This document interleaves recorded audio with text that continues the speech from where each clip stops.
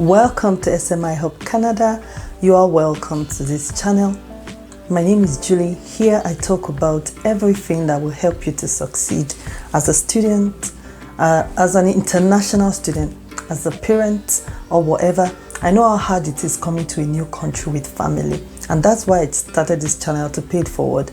Today I want to talk about how to succeed academically as a student, actually how to get straight A's. As an international student coming here, it's a different terrain. You are new to everything. I understand the struggle. I had straight A's, and I'm just going to tell you how I did. No fluff, just nitty-gritty of how you can replicate this during your grad program. If you're interested in this video, stay tuned.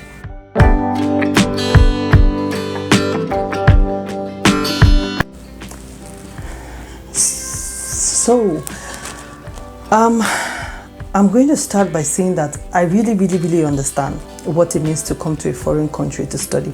First, the way the exams are done is different.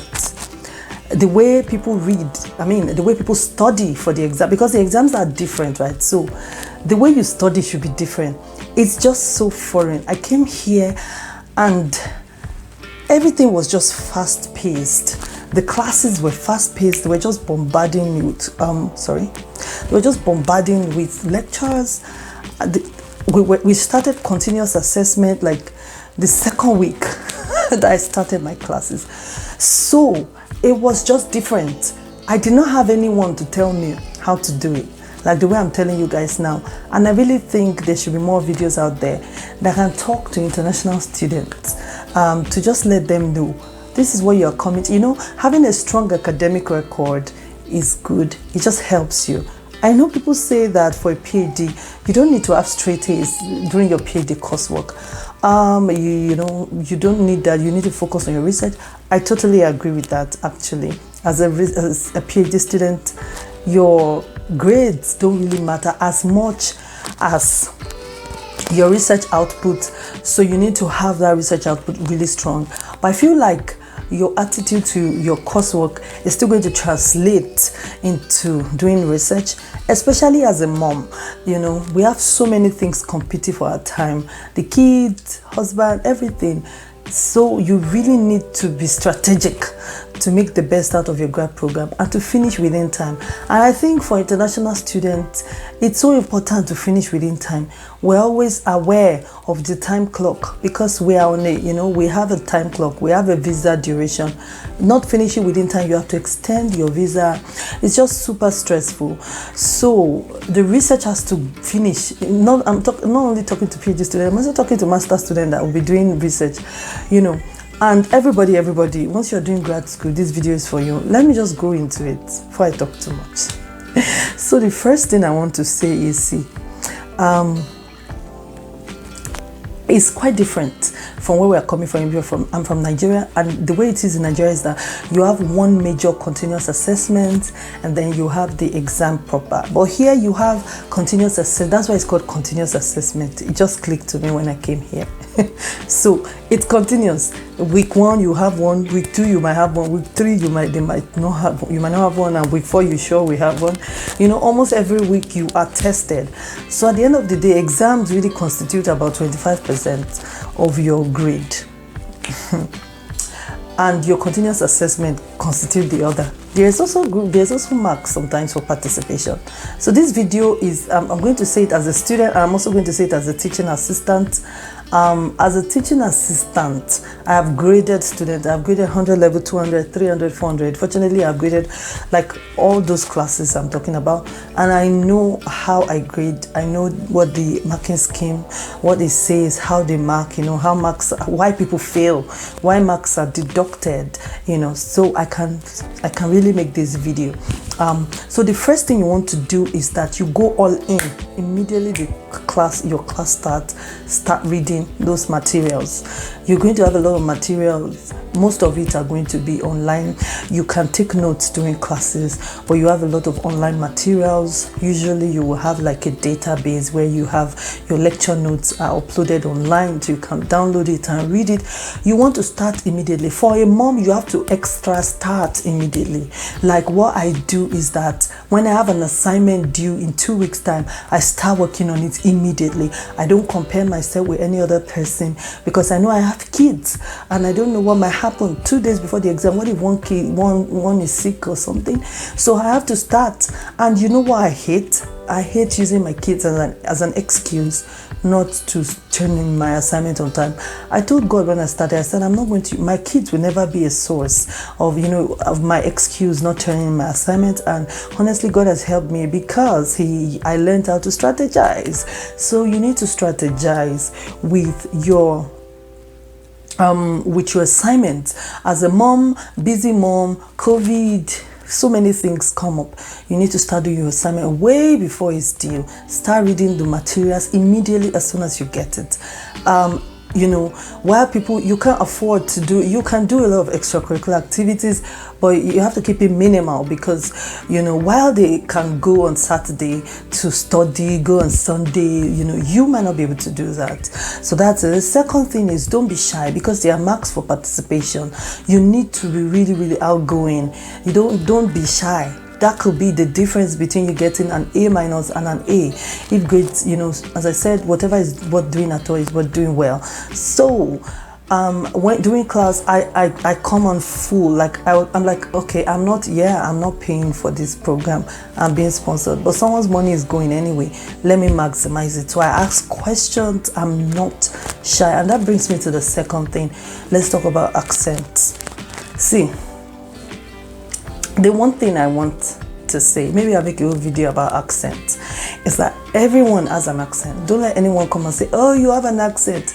But you have an accent as well. If a Canadian person is talking, the person has a Canadian accent. An Australian accent is an Australian. There were like a couple of Australian students in my class. The accent is different. I'm a Nigerian. Nigeria was colonized by the British. And then we sort of adopted the British accent, and the accent has morphed into a special kind of Nigerian accent, not entirely British, but it's just, that's why it's a Nigerian accent. That's my accent. So I understood that it's my accent, right? As I said, everyone has one. So because yours is different, it doesn't mean that you are the one with the accent. Everyone has the accent. Your accent is not strange in your country, because it's the general accent in your country. So it's just different. It's not strange, okay? So embrace your accent, because if you don't embrace your accent, you will try to talk like someone else and you fumble when talking. You're just going to start to stutter. Your accent is definitely going to change with time. I look back and it feels like my accent has changed a little bit from when I just got to Canada, but it's still totally not Canadian, okay? It's not at all. It's a far cry from when my daughter is speaking. So that accent is yours. Embrace it. What you should try to do is to speak clearly. So when I came, sometimes people struggle to hear me. I talk and then they're like, sorry, again, come again, and they say things like that. I understand that they're not being malicious, or maybe some might be, but most are not. Just they couldn't hear me. So I started talking clearly. I make sure I enunciate my words properly, and I don't, sometimes we get timid and we don't speak out. You need to speak out, especially with the layer of masks that we wear now. You really need to speak out. So I speak out, I speak clearly, I speak boldly, and with my hand gestures, people totally understand what I'm saying. So just and be engaged in your classes. Please don't be shy. Ask questions, talk, make comments, reasonable comments, of course. That's how to to get the maximum marks for participation. So if you're transferring, if you came from a different place, maybe you were in somewhere really environmental and then you are in somewhere really like biogeography, that kind of thing, or in chemistry, just make sure that, if you are moving from a master's, a different field to a different field, you need to learn some of the basics of the new field. So you have more work to do than a person that did a PhD in psychology, in a master's, a BS in psychology, master's in psychology, and is now doing a PhD in psychology. That happened to me, right? I moved to a different field. I had to learn the basics. So I spent extra time trying to catch up, and I understood that it's good for me because I'm not just a one-way person. Now I have a broader horizon than the people that have been here all their life. So just put in that effort. If you know you are moving to a new place, don't be afraid to ask people questions. I remember there was an R course we did, which, you know, I was completely new to the R software. It was sort of like a programming language, so I had to learn that programming. I asked questions. I sent texts to a fellow student that I knew that really, there was this guy that was really good. So I just tagged along with him, asking him questions. I would even email him randomly, oh, I'm stuck at this code. Can you put, you know, and he was so good. So there was someone I asked that was just a bit dismissive. So when I see you're dismissive, I asked once and I see you're dismissive. That was, I kind of knew she was going to be dismissive based on her attitude, you know. But, well, I won't say I really knew because she was pleasant. So I didn't know. But then it came, yeah, so I didn't really know, really. It came as a shock. And immediately I just left, I just cleared off. And so from that day, I kind of gauge you, not by looking at how pleasant you are, because sometimes people don't say what's on their mind here, but you still know those that will really be helpful. I found out that guys could be very helpful than ladies. I don't know why. And I hope I'm a different kind of lady trying to help people. Yeah, so it's what I've observed. So I just work with guys. So I just moved on. I didn't let it deter me or put me down. I moved on, and yes, I smashed an A in that course. So I am never afraid to ask questions. I always ask questions. I always also use the office hours. So professors have office hours. I go there if I have to. I move and I go there. I ask them and I maximize it. I send them emails sometimes if I'm not clear on something. So as a teaching assistant, some students are more engaged. They ask you questions. They send you emails to clarify things. I like those kind of students. You know, naturally, you're just more open to, you know, to them, even when you're grading, because you know this person is putting in the work. So that's just how it is. So the next thing I want to say is you have to learn how to write, except if you're in pure mathematics or something, you might be able to get away without writing. If you're in any other field, psychology, economics, I'm in the science, I'm in like my area of specialty is biochemistry, so I'm in core science, right? And you know, I also know so many other people that are in heavy, you know, science like that, but I still had to learn how to write. I used to think I was very good at writing back home in Nigeria based on, you know, so many things, but when I came here, I just put that trophy, I threw it away. I actually went to the learning center, writing learning center. I just wanted to get better at my writing, because everything with grad school has to do with writing.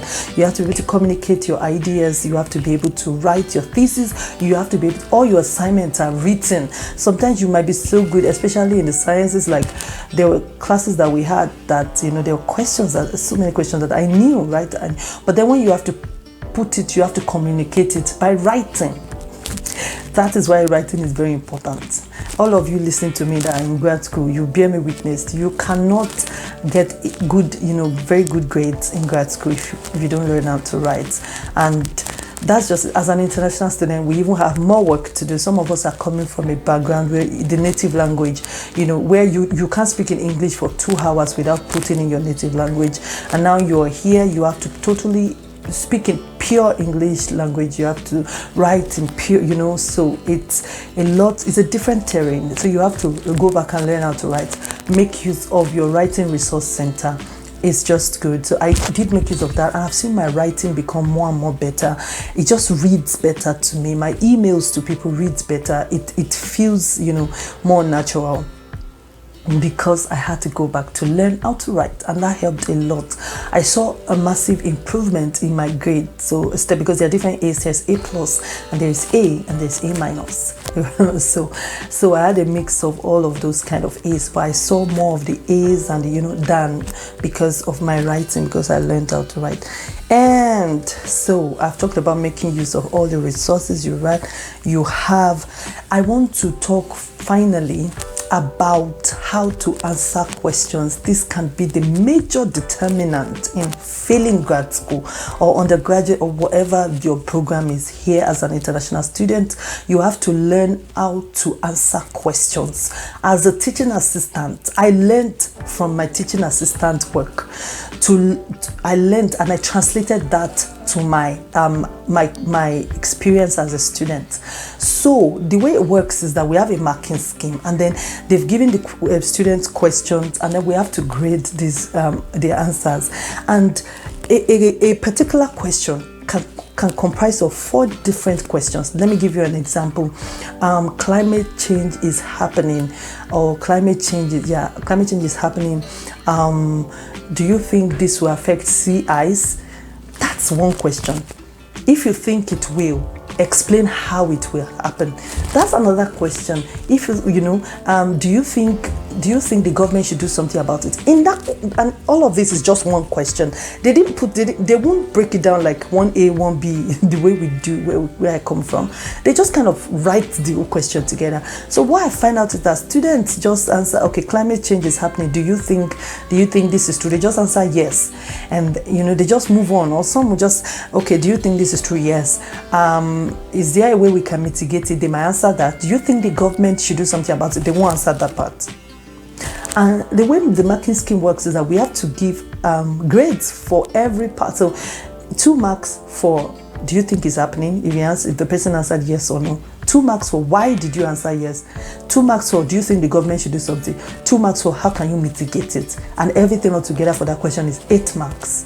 But the person only answered 2 questions out of it, and the person will get 4 marks. That's how students use marks. So when I saw it, I was like, oh, okay. So for me as a PhD, most of my coursework, they were reading, I had reading courses, they were just writing. So in my questions usually are not in that format. It's usually for maybe master's or BSc student. For a PhD, my questions are usually like, read these articles and critically review it, write a reflective piece, what do you think the research could have done, things like that, except for the exam questions. Even the exam questions were like projects, but it's still the same thing. So the professor will have things that they want in your reflective piece. They might say, write a reflective piece on this article, explain why you think climate change, increase in temperature is causing increase in carbon. They will say specifics that they want in your reflective piece or your essay or your write-up. Those specifics, I highlight it with a highlighter. I highlight it so I know whatever I write. I mean, if you write 3, because I see people write 1,000 words. If you write 1,000 words, if you don't discuss those specifics, if you don't link it to those specific questions in the it's just a waste of words. So I make sure I write it naturally, but I hammer those specifics. I make sure I answer it. I think climate is linked to increased temperature. I've answered one of it, and I answered the second one inside the reflective piece. That is how to answer questions. Read the questions and answer all the little pieces so that you don't lose marks. And then after you are done answering the little pieces, read your answer and make sure you edit it. Don't just submit it once. And that's why you shouldn't do rush work. Make sure you edit it, take out the grammar there are a lot of apps that I don't use those apps though, because I just wanted to train myself to write. So make sure you edit these mistakes, if there are mistakes, punctuations, those tiny things that make a project become an A instead of an A+. As I said, as a PhD student, your focus shouldn't be on this, but I find out that even your research output is also linked to how hardworking and how meticulous and everything you are. So it's still interrelated. As a mom, one thing I want to advise is that you need to be flexible. If you need to get a car so that you can, that's for your research. Now, if you're a PhD mom like me, if you need a car, you might need a car so that you can go at odd times. Sometimes when a kid is sick, you have 2 children. And they are young, they are small children, right? 4 years old and 1 year old. So I have little children. and I'm a PhD student, what I do is that sometimes I will have to go to the laboratory. Maybe it's by 10 p.m. when my kids are settled in. If one of them is sick, my husband will take over, I will go, so I need the flexibility, so I had to get a car. So whatever will make you flexible to be productive enough, because for me the research needs to keep going on so that I can finish within time. I'm not about to waste my productive years on one PhD program, because even if you're a PhD program for 300 years, you are still a PhD, you are still a student at best. You are not yet working. So the final thing I want to say is that avoid plagiarism in all you do, in all that you do. Avoid plagiarism. You know how the Bible says, in all your gettings, get wisdom. That's how it is here. There are people that have been expelled because of plagiarism. Please pay attention to plagiarism. What is plagiarism? When you copy and paste somebody's work and make it yours. So you just go online, they give you write a paper, 25 page, like my PhD. About my PhD courses, write 25-page paper, that. So, and this is a science-based paper, so you can't just be writing anything. You have to write science. So now I just go online and I just open an article. Oh, this is exactly in line with what I want to write, and I just copy a paragraph or 2 paragraphs and just paste it in my essay. And then when the professor reads it, because they do plagiarism check first, and then the plagiarism checker is saying that this paper has 80% plagiarism. Don't do that. You don't want to spend all the money to come here just to have you sent back home or expelled. So you have to make sure you do original work. If you're going to write, in fact, what I do is that I read a lot of articles. As I'm reading an article, I close it and I summarize what I think the person said, so that I don't write word for word at all. So I summarize what I think the person, maybe in like 2 lines or 2 sentences, and then it's totally rewritten. It's totally like it's something that I read and I wrote my own thoughts. Like for example, if the paper is saying is that they did an experiment and they found that climate change is happening or something like that, I'll just rewrite that. And then after I've rewritten it, even though I have rewritten it in my own words, I will still put that person's name. So if the person is Bode et al. 2020, I'll put Bode et al. The way you reference it, 2020, in front of that statement. That's the way you can do it. You write in your own words, and there's no shortcut. You have to read those papers and then summarize it and write your own authentic paper, that if they put it through the plagiarism checker, it will be so minimal. And maybe you have like 18%, 15%, and the reason why you have that is because you have references that have their names, and the names are people's names that are in their papers. So that kind of thing. Or you have the bibliography part of your paper that has the names and the title of the paper and everything. So that's what the plagiarism detector sees as a match. Okay, that's how to avoid plagiarism. Please, I've heard people getting put out of institutions because of plagiarism, especially people, international students. Pay attention to this. Make sure you do original work. It's better for you to get a low grade than to plagiarize, honestly. So that's all I want to talk about today. I hope it to be helpful to someone. That was how I did it. Honestly, if you can replicate this, you should also have the same kind of result. Maybe as a master's student, strong academic record is sufficient, right? Especially if you're getting into a PhD program, or some companies ask for, they prefer, of course, if a company has 2 people, same thing, same kind of school, they want to take the one with the better grade, right? Especially as an international student. But as a PhD, your program is much more than grades. It's whatever is what doing one doing well. So I felt like this was my opportunity to, this is a program I'm doing here. It's my first program out of my country. So I wanted to prove that the same, this same kind of brain. Back home is the same kind of brain here. But what matters most is your research output. That's what you need to pay attention to, and that still involves going to the lab, going to the field, and writing. So it's still the same thing. Right. I hope you've enjoyed today's video. That's what I want to talk to you guys about. Thanks for always joining me on this channel. Till the next time. Bye, guys.